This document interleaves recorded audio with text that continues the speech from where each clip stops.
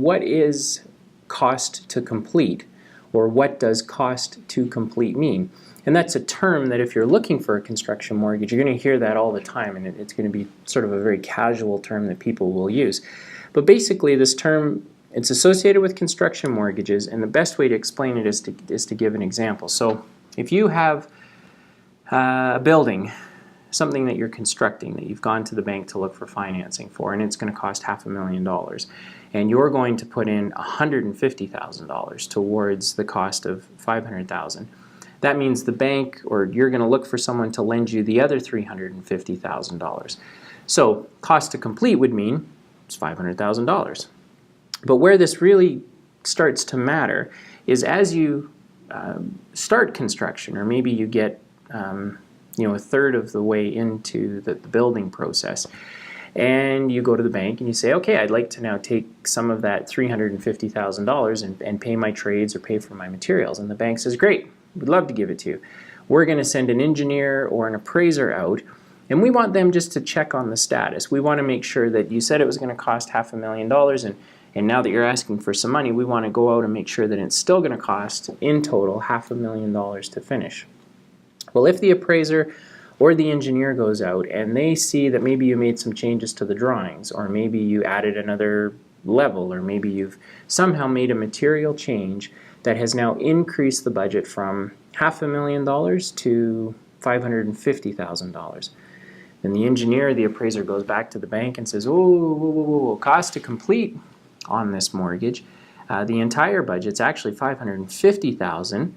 The borrower put in $150,000. You, the bank, have agreed to lend $350,000, but guess what? Because of the changes they've made, they're now short $50,000. And the bank goes, oh, no problem.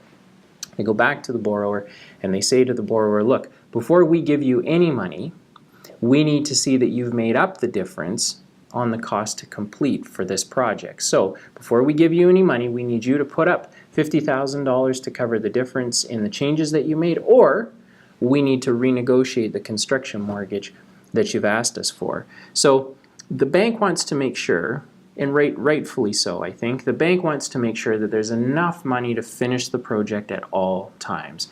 The bank always makes the assumption that you, the borrower, have the opportunity to default on the mortgage if life didn't work out.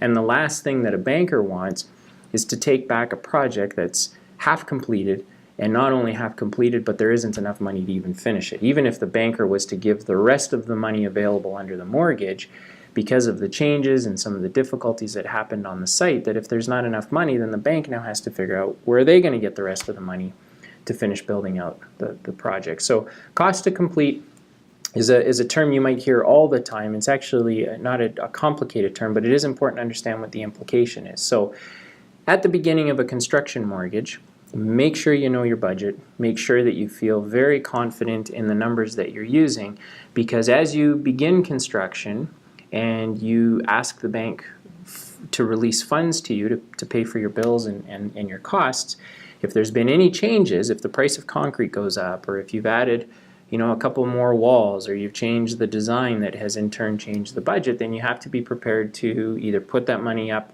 yourself, whatever the difference was, or you'll have to go back to the bank and say, look, our original budget was $500,000, now it's going to be $550,000. Would you guys consider lending us more?